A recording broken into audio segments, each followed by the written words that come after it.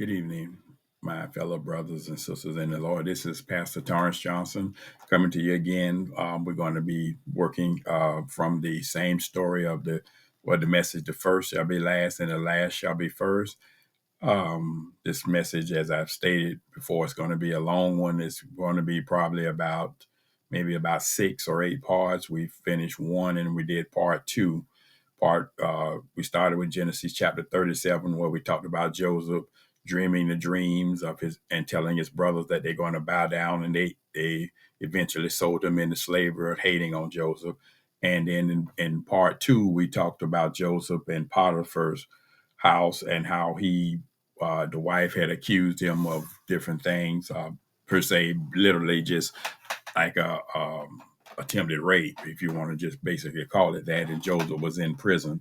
I know throughout the message there that I mentioned Pharaoh instead of saying Potiphar. I should have said Pharaoh's house.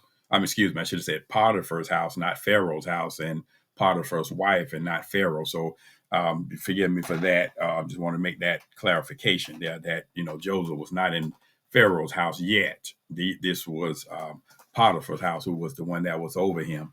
So today, in part three, we're going to be talking about Joseph and about him being in prison with the cupbearer and the baker of Pharaoh. And basically, Joseph, with the story, Joseph was asking them to remember him. They had some dreams.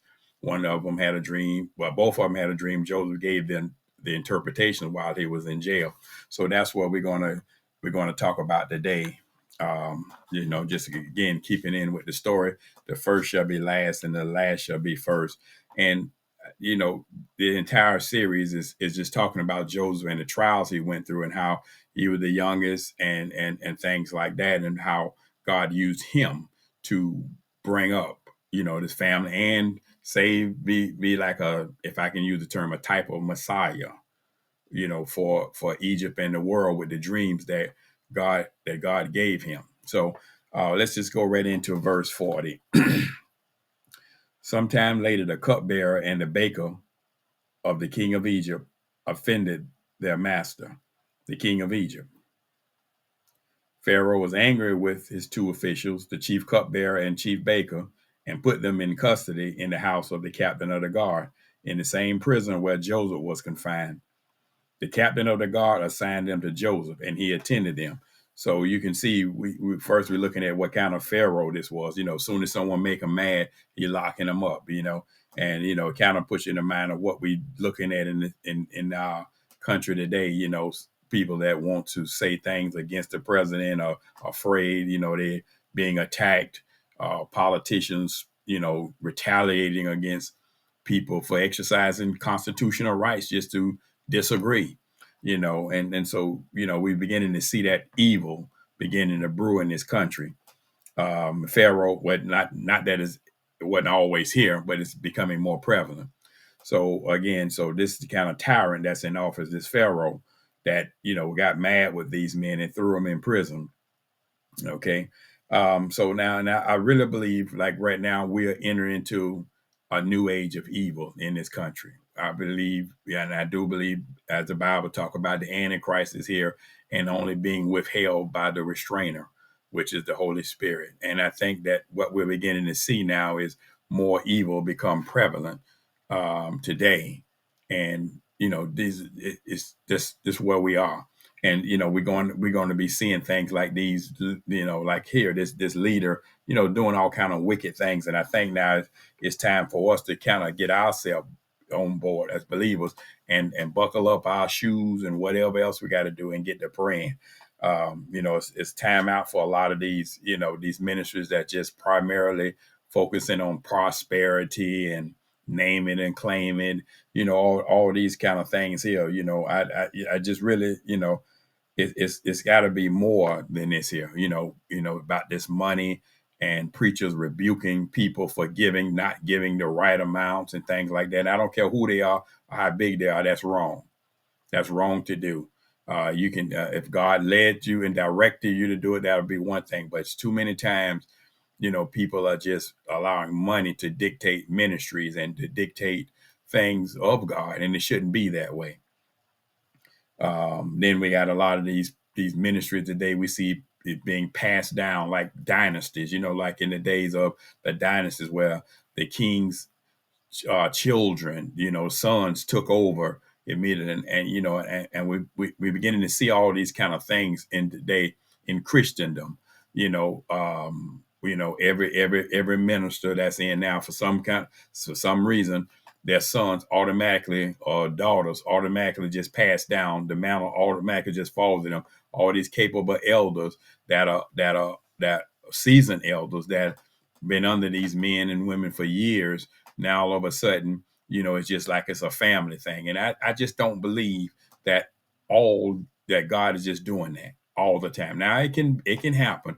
I do believe that, but I just think that it's too much looking out for one another in ministry, setting up family like it as if it's a business. And I think we've taken the gospel out of context in a lot of things. So, and I use that term dynasty ministries, these ministries that passing the mantle down to families. And I just don't believe that God does that in every situation. And I really don't care what anyone thinks about that, but I mean, it is what it is. So, and then even in prison, Joseph had favor, and I mean Joseph wasn't a snitch. He didn't get favor. He got favor because of who he was in God, not because of him snitching to the warden of that time or anything like that. Joseph just had favor, and so it goes to show us that wherever we at, God can still have His hand on us. He can have His hand. He can have that favor upon us there. So just I mean, there's times that even believers, you may have some believers sometimes have found themselves, and we've all been guilty of things in our life that's not godly, even though we claim to be God, and God is a forgiving God. But it's times that we may have encountered things where we may have been places we had no business going, and people begin to just say, "Well, you just don't seem like you fit in here," or "It's just something about you, that's different." And I've even seen and heard situations where people say, "Look, you look like a minister," and then people are, no, I'm not, knowing good and well they were, but didn't want to claim it because of where they were and where they shouldn't have been. So that favor of God, God has His hand on you, on a lot of our brothers and sisters, and He knows how to keep us. He knows how to keep that favor on us, even when we're not living like we should. The Bible tells us in the book of Romans, all things work together for the good of them that love the Lord. Everything, you know. Um, so now let's just go on, keep continuing to say is that after they had been in custody for some time, each of the two men, the cupbearer and the baker of the king of Egypt, who were being held in prison, had a dream the same night, and each dream had a meaning of its own. When Joseph came to them the next morning, he saw that they were dejected. So he asked Pharaoh's officials who were in custody with him in his master's house, "Why do you look so sad today?" "We both had dreams," they answered, "but there was no one to interpret them." Then Joseph said to them, do not interpretations belong to God? Tell me your dreams. So now look at God working in this man, even in prison, locked up innocently, not even, nothing he did wrong, but yet locked up, but still God still using him. So, the Bible tells us in Romans, all things work together for the good. So sometimes we just don't know what God has for us and where God has for us to be. It may not be where we think we should be. And sometimes God doesn't tell us all the time where we're going to be. But I mean, we have to keep that in mind that God is a good God. He's a faithful God, and He knows how to keep us. We may not understand everything at the time, but God knows where we need to be, and God knows how to keep us and how to deliver us when need be. And so, again, we looking at the Bible telling us all things work together for the good of them that love the Lord. So, despite being in prison, here's Joseph working, God using him. God can use us even in prison. You may not want to be there. I don't think nobody wants to be there. But anyway, God can use you, whether you're innocent or guilty. God is able to use you in the prison. And so we see God is using this man mightily, young man at that.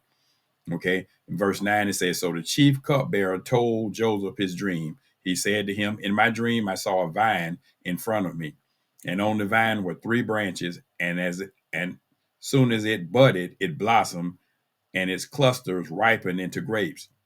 Pharaoh's cup was in my hand, and I took the grapes, squeezed them into Pharaoh's cup, and put the cup in his hand. This is what it means, Joseph said to him. The three branches are the 3 days. Within 3 days, Pharaoh will lift up your hand, will lift up your head and restore you to your position, and you will put Pharaoh's cup in his hand, just as you used to do when you were his cupbearer. But when all goes well, if you remember me and show me kindness, mention mention me to Pharaoh and get me out of this prison. I was forcibly carried off from the land of the Hebrews, and even here I have done nothing to deserve being put in a dungeon.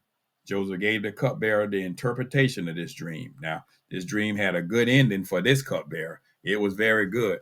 He gave him a dream, and then Joseph said, hey, just remember me. I really don't deserve to be here. I was forcibly carried off. So Joseph began to just tell him his plight, that look, I'm here not because of nothing I did wrong. I'm here innocently, basically just like them, just because they angered the Pharaoh.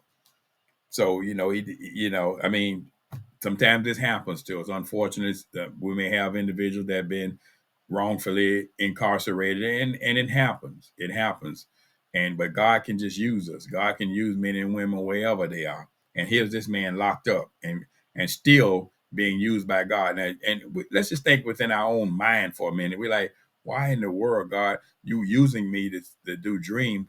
Get me out of here. But had Joseph not been there, what would have happened to these people in their dreams? Okay. So then in verse 16, it says, when the chief baker saw that Joseph had given a favorable interpretation, he said to Joseph, now this is the chief baker that was there too. He said, I too had a dream. On my head were three baskets of bread. In the top basket were all kinds of baked goods for Pharaoh, but the birds were eating them out of the basket on my head.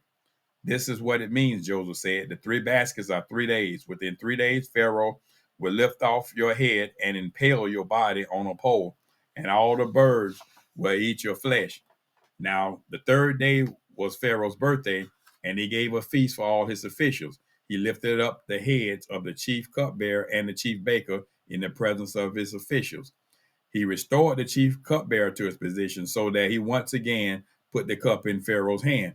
But he impaled the chief baker, just as Joseph had said in his dream. So now here's the second man that's locked up and asking about his dream, what it meant, and it was something unfavorable. Joseph was basically telling him, you're gonna die.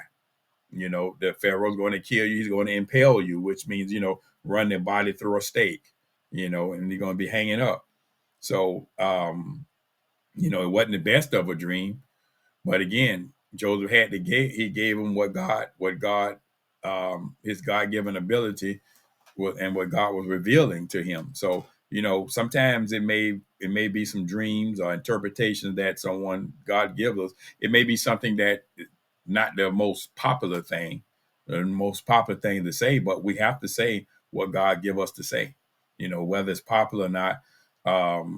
Even in situations where the dream or the interpretation may have a judgment measure to it, it still can bring about salvation. So we ought to do what God instructs us to do. We have to do what God tells us to do. We have to be able to speak and speak boldly. Joseph could have been hesitant on here, but he did what he was supposed to do. Okay. Verse 23, the chief cupbearer, however, did not remember Joseph. He forgot him. So the bearer, after he got there, he was so busy being free, just getting away, that he didn't even worry about it. And it makes you think sometime about, how funny it can be that, sometimes God can use you to help someone. You may give them an offering, you may feed them, you may do something, bless them financially, some kind of way. And it's amazing that sometimes you don't even get a thank you. Not that you're looking for, but it's just the idea of somebody being grateful and showing gratitude for what you've done for them. So that happens sometimes in our life, but we can't live for those things. We can't live for the flattery and, of different things like that. We can't do it. We got to go on and give give our life to God, do what we need to do in God and for God, and don't look for it. God, let God be our rewarder. Let's jump into verse 41. So when 2 full years had passed, Pharaoh had a dream. He was standing by the Nile, when out of the river there came up 7 cows, sleek and fat, and they gazed among the reeds. After them, 7 other cows, ugly and gaunt, came up out of the Nile and stood beside those on the riverbank. And the cows that were ugly and gaunt ate up the 7 sleek, fat cows. Then Pharaoh woke up. He fell asleep again and had a second dream. 7 heads of grain, healthy and good, were growing on a single stalk. After them, 7 other heads of grain sprouted, thin and scorched by the east wind. The thin heads of grain swallowed up the 7 healthy, full heads. Then Pharaoh woke up. It had been a dream. In the morning, his mind was troubled, so he sent for all the magicians and wise men of Egypt. Pharaoh told them his dreams, but no one could interpret it for him. So now Pharaoh done had 2 dreams. He had a dream about cows that was fat, thin cows. These skinny cows, the sick, ate up the fat cows. He saw grain produce, and then he seen skinny ones come up and eat them up. And we're going to get into what that is. But what I want to talk about is it's amazing how God know how to get in touch with His creation. I used to hear my late Bishop Lawrence C. Callahan. He used to preach that. He said God know how to get in touch with His creation, and I'm a firm believer that however it may be, God spoke through Pharaoh, and in these dreams, although we talking about cows and grains of food, this is livestock, this is agriculture, this is their livelihood, and so this thing here means a lot when you see this dream that Joseph gave. Joseph is finna tell them that your economy is finna be attacked. There's going to be hunger and famine. That this was their meat and wheat. Meat and bread.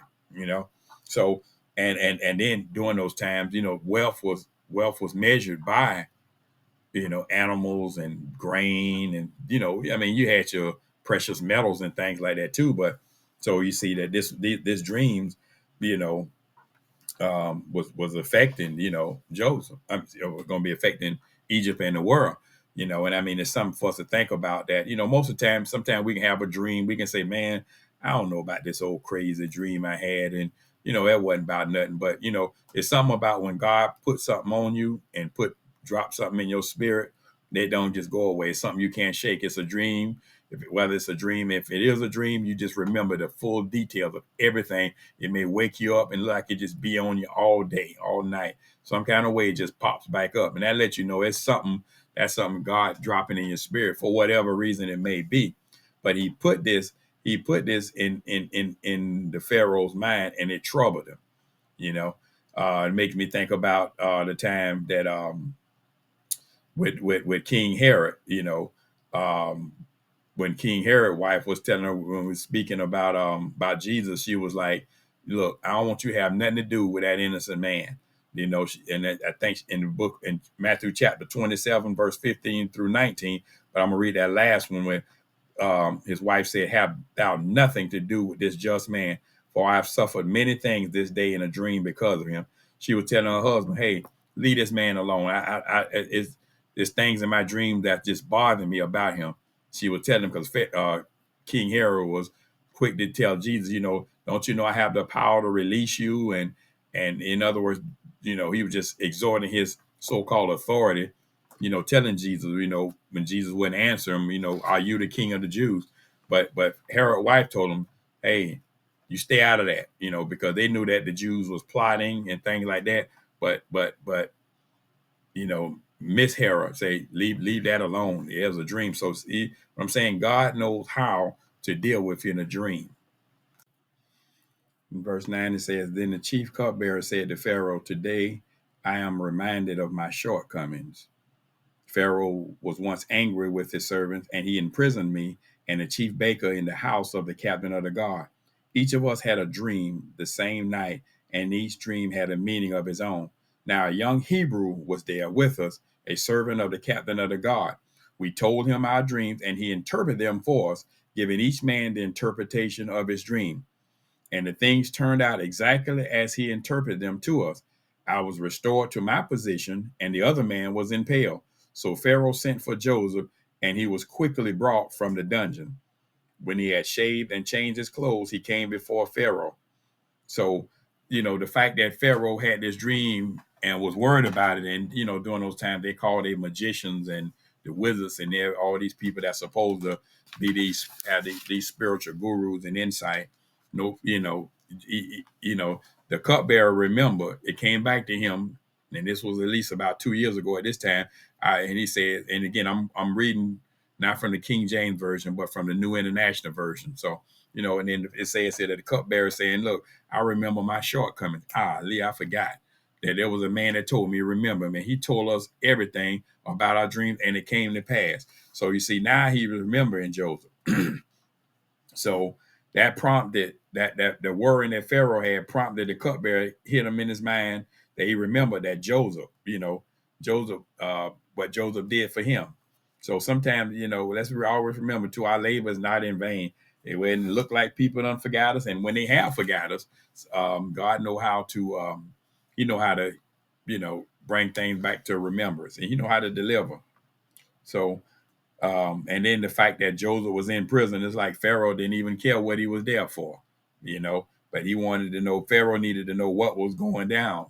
I need to know what this is bothering me. And so God knows how to deal with men high and low. God knows how to bring them down. They may look like tyrants and semi-gods to some people, as we've heard. I don't even want to bother the politicians today. But anyway, we have these people that making men out of gods, worshiping them, afraid of them, and doing all kind of things. God know how to get anyone from the highest to the lowest. Okay, He did it with God broke down King Belshazzar in the book of Daniel. Excuse me. When he was going in his palace, Belshazzar, having his wild parties and drinking, and then because they had taken all the holy vessels of God, and when they took the Hebrews captive, then they drinking out of the holy things, and then y'all remember the story when we hear the term the handwriting on the wall. But this way it comes from. The king was partying and doing his thing, and they drinking wine and defiling God's holy vessels, drinking from them and things like that. And then what happened was Belshazzar saw a hand, just a literal hand and a finger writing something on the wall, and it wrote some words that was on the wall. And I'm gonna read it to you, but it scared him to death to where his knees was buckling. And that's in the book of Daniel, chapter 5, verse 5 and 6. It says, "In the same hour came forth fingers of a man's hand and wrote over against the candlestick upon the plaster on the wall of the king's palace. And the king saw the part of the hand that wrote. Then the king's countenance was changed, and his thoughts troubled him, so that the joints of his loins were loose, and his knees smote against one another." So God scared him so bad. See, God know how to deal with him. God scared him so bad that, if I can use the term and get away with it, God blew his high. He blew his high. He blew that drunkenness in him. He took it right out of him when he saw that thing that scared him to death. Okay. So in that, and we won't go all into that, but I just want to just get in that to show you that God know how to do some things, and the king could this King Belshazzar couldn't find anybody to interpret it, and those words that were written on that many tekel of farson, and it was basically a judgment that was given to that king, but nobody could even interpret it. And then even this so-called magicians and everything, they couldn't figure out what it was. But yet it's amazing, they saw this writing on the wall too. So God know how to do it, and then only Daniel can do it. So you see, we got all these people today criticizing people about speaking in tongues and all these things. God can do whatever He want to do. God can cause men to speak in foreign languages, heavenly languages, and He can give interpretations. And this is a classic example. I mean, we today, men can train animals to obey commands. We're able to do that. We have communication with our deaf community, with our blind community. Braille and ASL. We have all forms of communication. We have Morse code. We have Ebonics. We have chat lingo. We have all these ways of communicating. And then we got these old unbelieving critics that think that God, who's supreme and omnipotent, can't and don't know how to get in touch with his creation. They're crazy. Okay, verse 15, Pharaoh said to Joseph, I had a dream and no one can interpret it. But I heard it said of you that when you hear a dream, you can interpret it. I cannot do it, Joseph replied to Pharaoh, but God will give Pharaoh the answer he desires. So now you see here that even Joseph coming out of prison, you would think that Joseph first thing he may have done was just want justice. He may come up and say, I'm not giving you an interpretation of nothing. Y'all had me locked up for whatever, and falsely accused me of something with this woman and this man's wife, and I've been locked up for 2 years. And we know it's at least 2 years. So I've been locked up over at least 2 years behind this here. But yet he made it clear that I can't give you the interpretation. God can. So Joseph was giving God the glory. He was being careful to give him the glory. So we just got to make sure that's something, just look at the way he's operating, and he's operating spiritually. He could have harbored some animosity here, and he didn't. He could have came in and said, well, I ain't doing nothing till I get justice. But he came in and gave a word. And don't make Joseph a chump for doing this. Joseph being led by God. Verse 17, then Pharaoh said to Joseph, in my dream, I was standing on the bank of the Nile. When out of the river there came up 7 cows, fat and sleek, and they grazed among the reeds. After them, 7 other cows came up, scrawny and very ugly and lean. I had never seen such ugly cows in all the land of Egypt. Then the lean, ugly cows ate up the 7 fat cows that came up first. But even after they ate them, no one could tell, no one could tell that they had done so. They just looked as ugly as before. Then I woke up. In my dream, I saw 7 heads of grain, full and good, growing on a single stalk. After them, 7 other heads sprouted, withered and thin, and scorched by the east wind. The thin heads of the grain swallowed up the 7 good heads. I told this to the magicians, but none of them could explain it to me. So let's look at what Joseph is. Now, Pharaoh had 2 dreams in here. And again, these dreams are affecting his agriculture. Pharaoh, whether he knew it was or not, the dream worried him, but, the meat and the grain was being affected. That's the way they ate. Okay. So, we don't really know how much time had lapsed here, but, but one thing about it, when Pharaoh called Joseph, Pharaoh remembered every detail of that dream. Pharaoh remembered everything. And that's how it is with God. When God puts something on you, you remember it. Whether it's a good thing, whether it's a bad thing, you always remember it. But he saw these, he gave Joseph these 2 dreams he had. And again, we're going to see why in the beginning everything was glorious, and then you had your trouble time. And and it makes me think about how we are now. We've had times that may have that were much better than the way we are now, and now we're seeing a more evil time. And there's things where God can forewarn us, as I've said in a couple of parts of this message earlier. Preachers now, we're hearing a lot of apostles and prophets and men of God telling us all now we need to start working on getting out of debt and watching what we're doing and start being ready to store, because we don't know what times we're in. As we seeing now, the country, the state of the country and the things that's going on, we need to be wise and not just get caught up in these name it and claim it prosperity ministries. And let's start doing things where we can have ourselves in place to help people to do things for others, excuse me, and to be used by God. That's most important now. And those are some things that we have to do. We got to start discerning the time.